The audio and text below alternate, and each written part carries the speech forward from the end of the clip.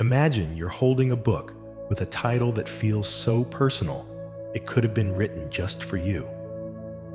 Your life is not an accident. Find your soul's hidden purpose. It's a bold claim, isn't it? But what if it's true? What if the feeling that you're meant for something more isn't just a daydream, but a deep memory of a choice you made long before you were born? Tonight, as the world slows down, we're going to explore this possibility in this summary of the powerful book, Dolores Cannon's Between Death and Life, Conversations with a Spirit. Dolores Cannon, a renowned hypnotherapist known for her quantum healing hypnosis technique, spent decades guiding people into a deep trance where they could remember their soul's journey. She discovered that your life, with all its challenges and triumphs, isn't a random occurrence. It's a beautifully designed journey you agreed to take. So, as you get comfortable, let go of any thoughts of coincidence or chance. We're about to explore the profound truth that your life has a hidden purpose, one you chose for yourself. And in remembering that purpose, you can find a deep and lasting peace between death and life. Conversations with a Spirit is a book by Dolores Cannon that presents a detailed exploration of the afterlife, reincarnation, and the purpose of life based on her hypnotic past life regression sessions. Through her unique method, she was able to guide hundreds of subjects to a deep trance state where they could recall not only their past lives, but also the periods in between lives. The central premise of the book is that our souls continue to exist and evolve after the physical body dies. By documenting the consistent experiences of her clients, Cannon creates a coherent and compelling narrative of the soul's journey. So these are the key topics and concepts covered in the book. 1. The transition of death. The book details the sensation of a soul leaving the physical body at the moment of death, which is often described by subjects as a feeling of relief, freedom, and peacefulness. It suggests that death is not an end, but a transition to another state of being. The soul's gentle release. As you lie here, breathing gently, imagine the most peaceful feeling you have ever known. That same peace, multiplied 1,000 times, is what awaits the soul at the end of its physical journey. What if the moment of death wasn't an end, but a beautiful awakening? Through the thousands of documented cases, a consistent story unfolds, one of quiet grace and profound relief. It is said that at the very end of life, the soul simply floats free from the physical body. It's often described as a sensation of lightness, like shrugging off a heavy coat you've worn for a very long time. There is no pain, no fear, just a gentle, peaceful release. This moment is not a solitary one. As the soul rises, it is often greeted by a wave of unconditional love and a feeling of profound recognition. You might be met by the peaceful presence of your spirit guides or the warm light of loved ones who have gone before you. It is a feeling of returning home after a long, meaningful adventure. From the spiritual realm, the body is seen as a precious but temporary vessel. When its purpose is served, the soul simply steps out and continues its journey. This is why we are told that you never truly die. Your consciousness is an eternal spark of light, part of an infinite love. The end of this life is simply the beginning of the next, a seamless and loving transition. In this truth, there is nothing to fear. The great journey continues, always watched over, always guided, and always returning to a place of perfect peace. Based on the thousands of regression sessions Dolores Cannon conducted, she found remarkable consistency in her subjects' descriptions of the moment of death. This is one of the most comforting and central themes of the book. The common thread is that death is not a dark, terrifying end, but a peaceful and often beautiful release. Here is a more detailed look at the stages of this transition as described by her clients. The sensation of detachment. The first feeling reported is a gradual sense of coldness spreading through the body, which is a signal of the soul's preparation to depart. This is not a painful cold, but a distinct physical sensation that precedes the separation. A sudden release. The moment of death is almost universally described as a sudden and gentle release. Subjects do not report feelings of pain or suffering, even if their physical body was undergoing a traumatic event. It's an instant letting go of the physical vessel. This is often followed by a sense of immense relief and freedom, as if a heavy weight has been lifted. Observing from a new perspective. Immediately after leaving the body, the soul finds itself in an ethereal state, often floating above the physical scene. From this new vantage point, subjects describe seeing their own lifeless body and the people around it, family, friends, or medical staff. There is a sense of detachment, not of sadness, as the soul doesn't feel any connection to the now vacant body. They often express confusion as to why the living people are so upset or in tears, because the soul feels a profound sense of exhilaration and well-being. The silver cord. Many subjects refer to a silver cord of light that connects the soul to the body. This cord is what keeps the soul tethered to the physical plane during life. The final severing of this cord is the true and irreversible end of that particular physical life. A feeling of going home. After the transition, the soul often describes being met by spiritual guides or loved ones who have already passed. There is an overwhelming sense of returning home to a familiar and beloved place. The spirit world is presented not as a foreign, unknown void, but as a realm the soul has visited countless times between lives. This deep-seated familiarity is a core reason why death is not to be feared. 2. The spirit realm. Cannon describes the in-between life plane, or the spirit world, as a place of different levels or realms. These are not static places, but are environments for learning, healing, and rest. There are specific healing chambers for souls that have experienced a traumatic death, and schools where souls can integrate the lessons from their most recent life. The soul's journey. Home. Imagine the end of a long, beautiful day.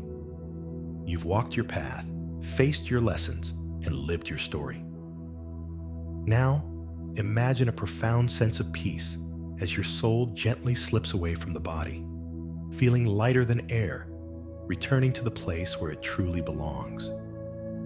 This is not an ending. It is a serene homecoming. From this place, you look back at your life, not with judgment, but with perfect clarity and understanding. All the weight, all the sorrow, simply dissolves. You are home. The spiritual realm is not a single, static place. It's an expansive and loving environment, a collection of different realms designed for your soul's well-being and continued growth. For souls who have experienced a difficult or painful life, a sudden accident, a long illness, there are sacred healing chambers. Here, you are not alone. You are lovingly greeted and guided into a soothing space, a place of pure, gentle energy. Imagine yourself bathed in a warm, nurturing light, that washes away any emotional pain or trauma, leaving you feeling whole and peaceful once again. Once your soul is fully restored, you are free to explore the other realms. This is where the learning happens. You can visit the schools of wisdom, where you calmly review your most recent life with your guides. Here, you understand why certain events unfolded as they did. The puzzle pieces of your life fit together, and you see the beautiful design you helped to create. And within these realms are vast libraries of consciousness, where all knowledge exists. You can sit in a space filled with light and quietly access the lessons and insights you need to prepare for your next journey. Remember, every step of your soul's path is divinely guided. Even after this life ends, you are never alone. You are simply moving to a different kind of classroom, a place of perfect love, rest, and learning. You are an eternal soul, always cared for, always on a perfect journey. According to Dolores Cannon's work, the spirit realm, the place we go after we die and before we are born again, is not a single location, but a vast, multi-layered plane of existence. It is a place of peace, rest, and profound learning, often described by her subjects as feeling more like home than Earth. The initial transition, a sense of homecoming. When a soul leaves the body, it is met by loving spiritual guides, often called greeters, who help it adjust to its new form, or lack thereof. There is an immediate and overwhelming sense of relief and freedom, as if a heavy suit of armor has been shed. All the physical pain, suffering, and emotional baggage from the earthly life simply dissolve. The soul is lucid and aware, filled with an incredible sense of clarity, different levels and environments. The spirit realm is not a place of judgment or punishment in the traditional sense. Instead, souls naturally gravitate to the level or plane that matches their vibrational frequency, or the spiritual energy they cultivated on Earth. The healing chambers. For souls who experienced a particularly traumatic or difficult death, such as through accident, violence, or suicide, there are special healing chambers. Here, they are met with a pure, loving energy that helps to soothe and mend any lingering emotional or psychic wounds. This is a place of profound rest and restoration before the soul can move on to its next phase of learning. The schools. The spirit world is a cosmic university. Souls attend schools where they review their most recent life. This isn't a classroom with a teacher, but a process of self-reflection. Souls view their life from a neutral, higher perspective, understanding why they chose certain lessons and how their actions impacted others. They see both the joys they created and the pain they caused, not for judgment, but to gain wisdom and integrate the experience. This process is crucial for spiritual growth and helps the soul prepare for its next incarnation. The Grand Tour. Some souls, especially those who are more advanced, are given a grand tour of the universe. They visit different planets and dimensions, observing life forms and cosmic patterns, and gaining a wider perspective on the nature of creation. These environments are often described as beautiful, filled with vibrant light and sound, and completely free from the limitations of human senses. The Council. As souls progress, they eventually meet with a council, a group of very advanced beings who help them plan their next life. This isn't a judgment panel, but a loving advisory board. The soul itself decides what challenges it wants to face, what relationships it needs to work on, and what lessons it needs to learn in its next incarnation on Earth. They choose their next life's theme, ensuring every experience, even the difficult ones, is a planned step in their spiritual evolution. 3. Soul planning and karma. A significant portion of the book is dedicated to the idea that souls choose their next incarnation. Before a new life, a soul works with its spiritual guides and a council to plan the lessons and challenges it wants to face. This process is a key part of karmic relationships, as souls often choose to incarnate with others to resolve past issues and facilitate mutual growth. Soul agreements and the council. Imagine this. You've completed a life journey, and your soul returns to a place of pure, gentle light. Here, there are no regrets, only an incredible sense of clarity. In this loving space, you meet with your spiritual guides and a wise, compassionate group known as the Council. Together, you calmly review your most recent life. You celebrate the growth you achieved, and you look at the threads that were left unfinished, the feelings you didn't fully resolve, the relationships that were complex. From this high perspective, you decide what lessons your soul is ready to embrace next. You don't just passively accept a new life, you actively design it. With a wisdom far beyond your conscious mind, you choose the challenges that will provide the greatest opportunities for your spiritual evolution. You select the experiences that will help you learn about courage, forgiveness, and unconditional love. This process isn't a judgment. It's an act of powerful, loving creation. The threads of connection. This is also where karmic relationships and soul agreements come into play. Your soul is not alone in its journey. You make plans with other souls who are also seeking to learn and grow. You might choose to be born into a family with a soul you've known for many lifetimes. You might agree to meet a specific person at a certain point in your life to help each other learn a profound lesson. Think of it like a beautiful cosmic dance. Each person who enters your life, whether for a moment or a lifetime, is there by agreement. They are not here to punish you, but to help you grow. From this perspective, every interaction, even the difficult ones, is a sacred, pre-planned exchange. The people who have hurt you, the ones who have been your greatest teachers, were all part of this soul agreement. You came together to help each other release old patterns and find a path toward mutual healing. There are no coincidences.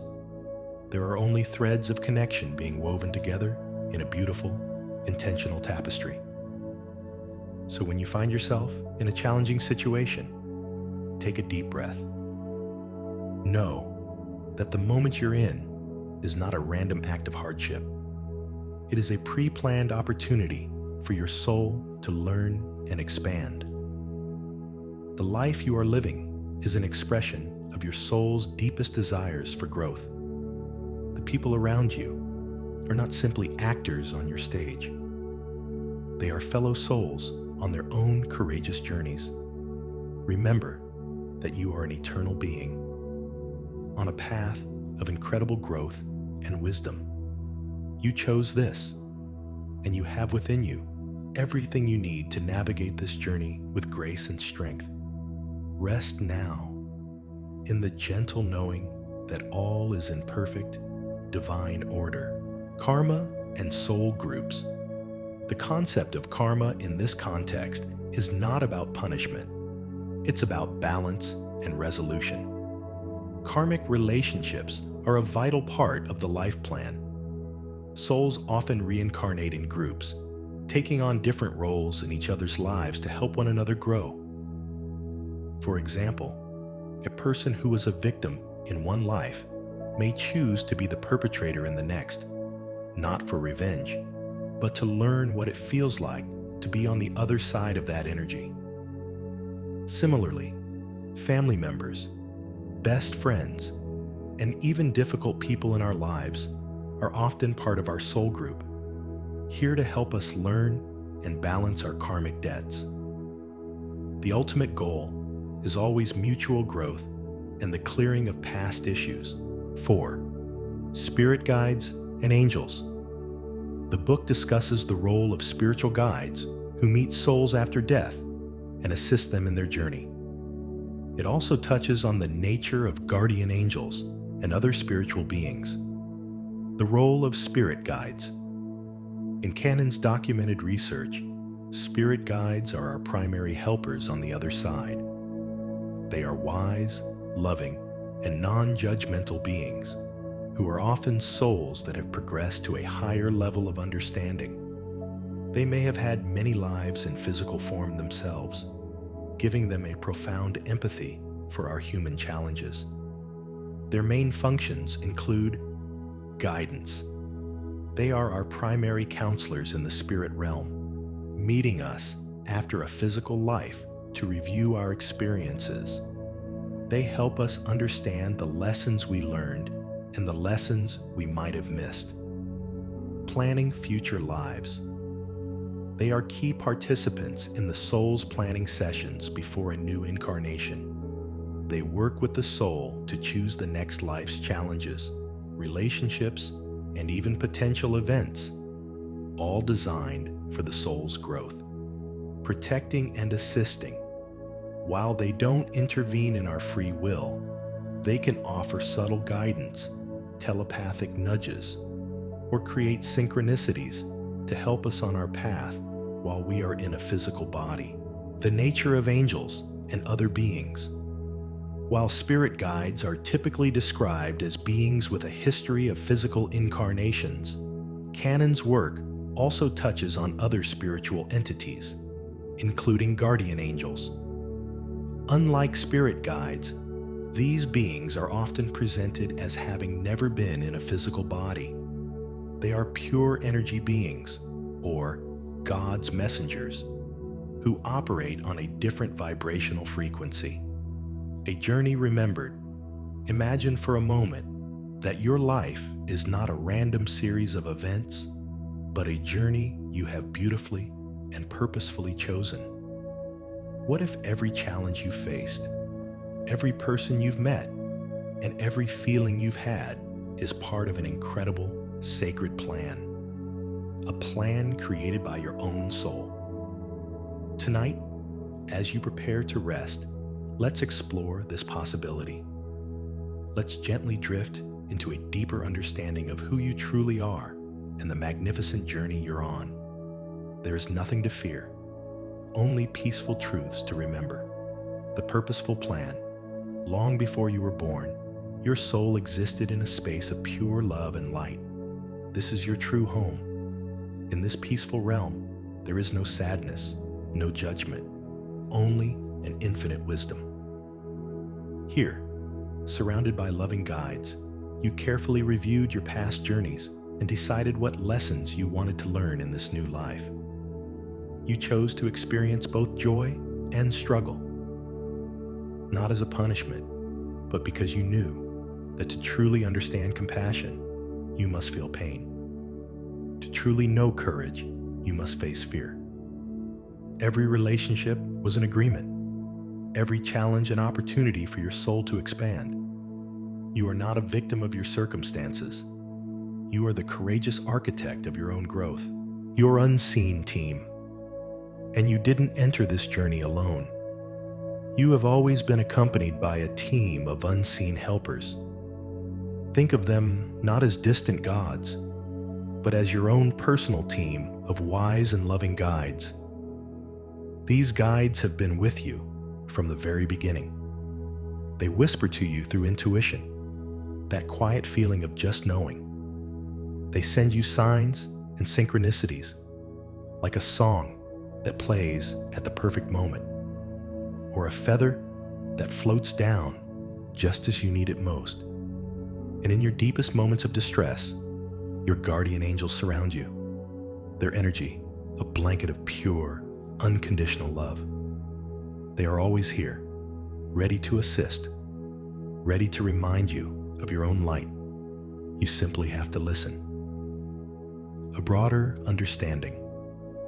Sometimes on this journey, we encounter things that seem confusing or scary, like a soul that has not yet crossed over, or the feeling that you are a different person. But from a soul-level perspective, these are not things to fear. Imagine a soul who has lost its way, still holding on to an earthly memory. They are not a threat, but a loving essence in need of guidance. And imagine a walk-in as a beautiful soul agreement, where a wise, volunteer soul takes over a body to help complete a mission. All of these different energies are just part of the grand tapestry of consciousness. They remind us that the physical world is not the only reality, and that our spirits are far more vast than we can imagine. The soul's plan. Imagine for a moment you are not here, in this room, or even on this planet. Instead, you are in a place of pure peace and light. This is your true home. Here, there is no fear, no anxiety, just an overwhelming feeling of unconditional love.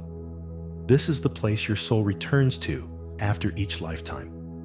In this serene space, you are met by loving guides. Together, you calmly and lovingly review your last life. You look at the moments of joy, the connections you made, and yes, the challenges you faced. From this high perspective, those hard moments aren't seen as failures or punishments. They're seen as incredible opportunities. Each challenge was a chance for your soul to grow, to learn a deeper lesson about courage, compassion, or forgiveness. Before you were born, you sat down with these wise guides and, in a state of pure love, you chose your next adventure. You carefully selected the lessons you wanted to learn in this life. You chose your family, your circumstances, and even the moments of struggle, not because you wanted to suffer, but because you knew they would give your soul the greatest chance to expand and evolve. So, when you feel overwhelmed, remember this: the life you are living is a masterpiece. Every moment, every person, every challenge is a beautiful, intricate part of a plan you helped to design. Your soul is on a perfect journey. There's nothing to fear, only lessons to embrace and a deeper understanding of love to discover. Based on the collective insights from her work, Dolores Cannon presents a fascinating and empowering view of life's purpose that is deeply connected to the concept of spiritual growth. 5. The lingering soul. Ghosts and poltergeists. What if the stories we call paranormal are really just different facets of the soul's incredible journey? What if ghosts aren't things to be feared, but are simply souls who need a gentle hand to guide them home? What if the feeling of waking up as a new person is a quiet miracle, a loving exchange between two souls? In the peaceful space between lives, a soul is meant to return home, to review its journey and prepare for the next. But occasionally, a soul does not make this transition immediately. This can happen for many reasons, all rooted in strong earthly attachments or a lack of understanding. Think of it not as a haunting, but as a soul who is simply confused or lost. They might have experienced a sudden or traumatic end to their life and haven't fully realized they've left their body. Or perhaps they had such an intense attachment to a person, a place, or a goal that they just couldn't let go. The spooky energy, the poltergeist activity, isn't from a malevolent spirit. It's often the raw, unchanneled energy of a soul in distress. They are simply trying to get attention, to communicate, to finish something they feel is incomplete. From a spiritual perspective, these souls are not a threat.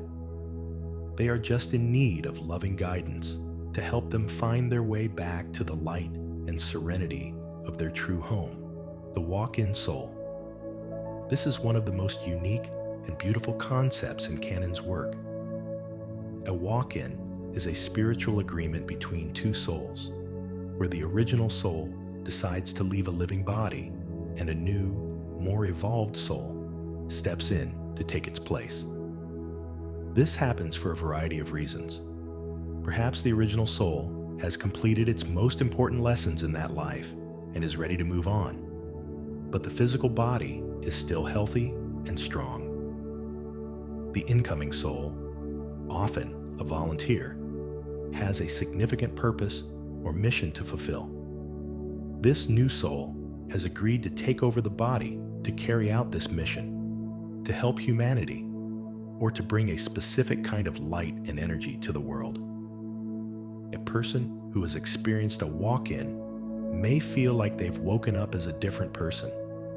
They might suddenly have new interests, different values, or a profound sense of purpose they didn't have before. While this shift can be confusing at first, it is, in reality, a beautiful act of divine cooperation, a loving exchange of missions for the highest good of all.